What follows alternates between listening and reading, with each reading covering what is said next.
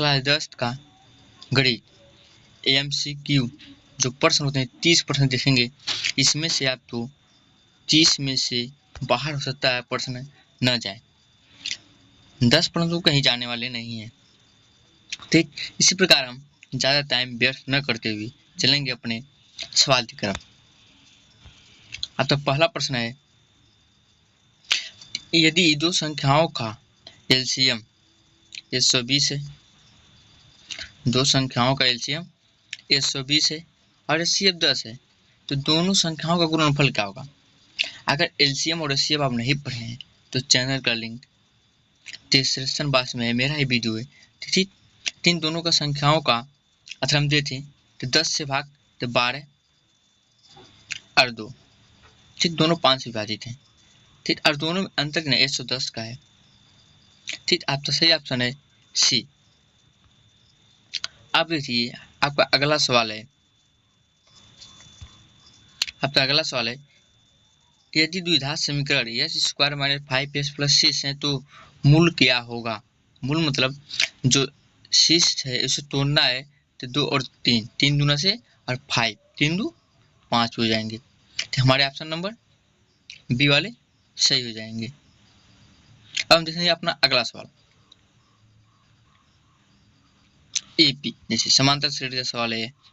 यदि किसी अंकगणित श्रेणी में AP का पहला पद 5 है, पहला पद 5 मतलब A बराबर 5 दे दिया है और D बराबर 3 दे दिया है, अंतर 3, तो पांचवा पद क्या होगा?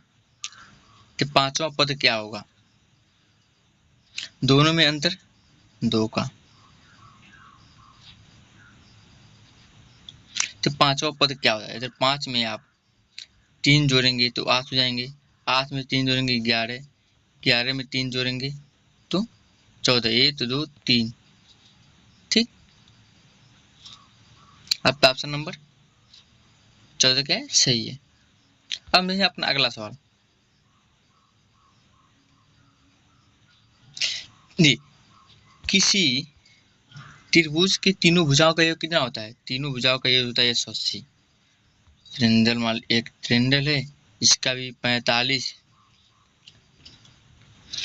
इसका भी 60 होता है, इसका भी 60 होता है, इसका भी 60 होता है, मतलब तीनों भुजाओं का योग 180 होते हैं। ऑप्शन नंबर सी हमारा क्या सही है। अब अगला सवाल देखते हैं, चौथा सवाल, 7 का वर्गमूल क्या है? जो 7 का वर्गमूल है वो क्या है? पढ़ में 7 का वर्गमूल निकलता नहीं है, ये पढ़ में हो जाएगा। प्राकृतिक संख्या नहीं, पूर्ण संख्या नहीं, हमारा अपरिमेय संख्या है। क्या अपरिमेय संख्या? 7 का जो वर्गमूल है वो अपरिमेय संख्या है। और ऐसे ही वीडियो पाने के लिए चैनल को सब्सक्राइब, लाइक और शेयर जरूर कर दें, अपने दोस्तों में जरूर शेयर कर दें और कमेंट एक प्यारा सा जरूर कर दें। और जैसे अगला सवाल आपका है, यदि वृत्त की त्रिज्या 7 सेमी है तो उसका क्षेत्रफल क्या होगा? वृत्त जिसकी त्रिज्या 7 सेमी जो 22/7 होता है तो उसका क्षेत्रफल क्या होगा? उसका क्षेत्रफल क्या होगा? तो आपका ऑप्शन नंबर ए क्या है? सही है, 154 सेमी। इसे हम ज़्यादा डिटेल नहीं पढ़ा रहे हैं, सिर्फ वैकल्पिक करा रहे हैं, आप तो देख लेना है।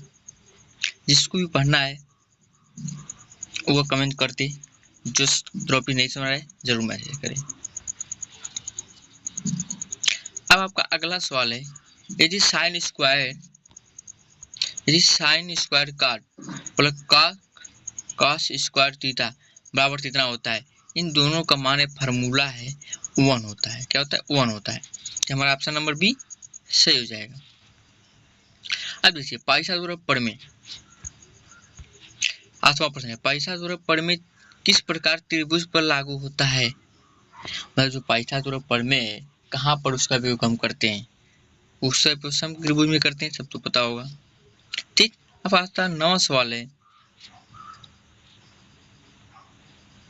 अब तो 9वां सवाल है, 1 4 7 10 का ये 9वां पद बताइए, 10वां पद बताना है।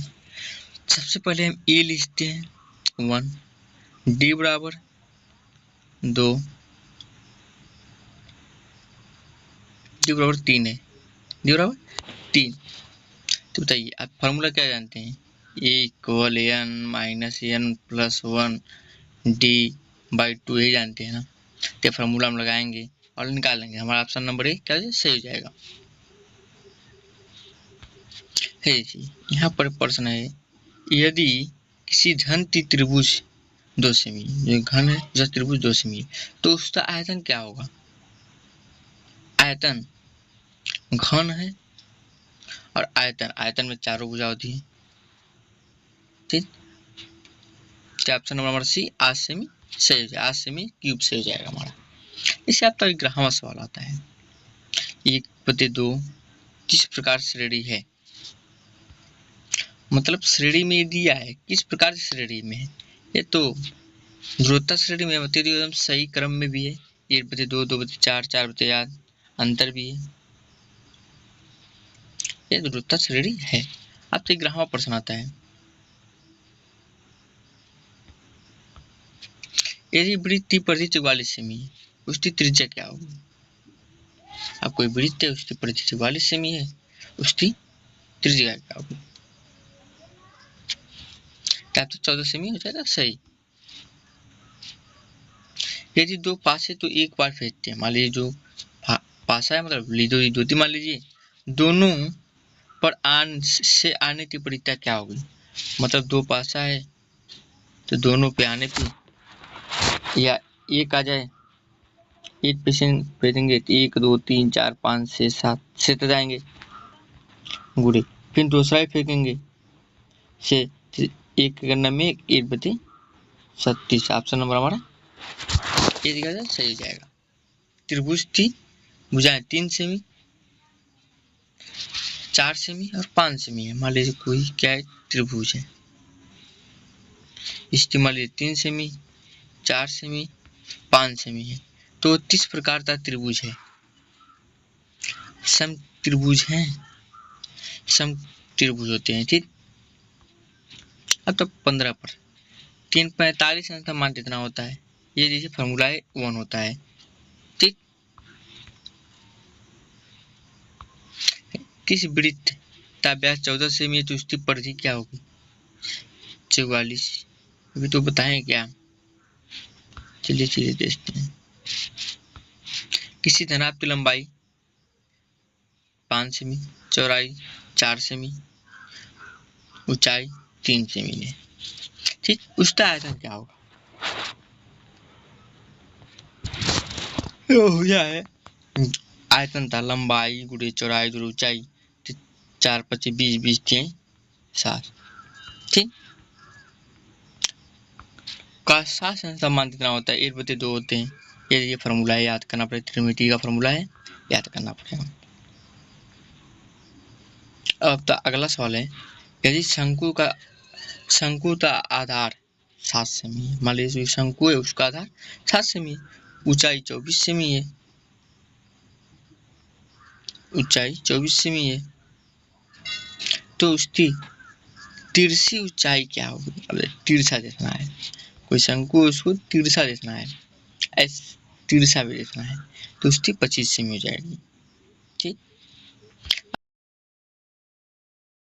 और सवाल है, किसी वृत्त की लंबाई जीवा कौन सी होती है, व्यास होता है, सब तो पता होगा। ठीक, अब अगला सवाल आता है,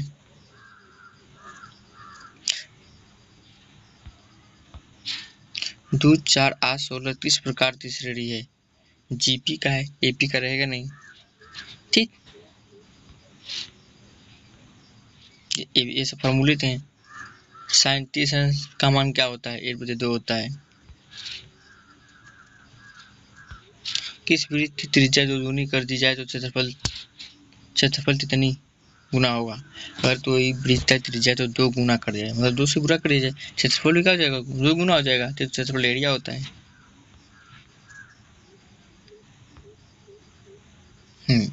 शिष्टाचार के नियम तो यहाँ पर चाहिए। फॉर्मूला क्या, किस सूत्र से हल होगा, ये जो सवाल है किस सूत्र से हल किया जाता है। पहला b माइनस प्लस करड़ी में a b² माइनस 4ac इसे क्या किया जाता है, हल किया जाता है। बताइए 2 से। अब आपका अगला सवाल है, किस बेलन की ऊंचाई 14 सेमी है? किसी का बेलन उसकी ऊंचाई 14 सेमी है, 7 सेमी की त्रिज्या है, उसका आयतन क्या होगा? आप ही बताएं। 3 चीज होना चाहिए आयतन में, लंबाई, चौड़ाई, दूरी, ऊंचाई। ठीक, आपका ऑप्शन नंबर 178 है, ज्यादा नहीं, आप ध्यान देते रहिए, ऐसे पर पेपर में आएंगे। ये साइन 90 अंश समान तो ओन होता है, ठीक, काश 0 अंश समान भी ओन होता है, याद कर लीजिएगा, उल्टा होता है। किसी गोली का व्यास 14 सेमी तो उसका आयतन क्या होगा? गोली का व्यास 14 सेमी, उसका आयतन, देखिए आयतन वाला प्रश्न हो जाए पूछा जाए। ऑप्शन नंबर 1 है 43 12/3 सेमी क्यूब क्या है, ऑप्शन नंबर सही है। ईंट बटे 2, ईंट बटे 2 करड़ी में किसका मान होता है? बताइए। ईंट बटे 2, ठीक, काश 45 समान ईंट बटे 2 होता है। ठीक, जिसको ये समान नहीं याद है कमेंट करिए, वीडियो में बना देना, और चैनल को सब्सक्राइब, लाइक और शेयर जरूर करते रहिएगा। वीडियो तो लास्ट तक बने रहने के लिए धन्यवाद। और आप जो सवाल बचा है जी, यदि किसी शंकु का आयतन, मान लीजिए कोई शंकु है, उसका आयतन 1/3 पाई आर एस है, तो ये चीज तो दर्शाता है, ऊंचाई तो दर्शाता है।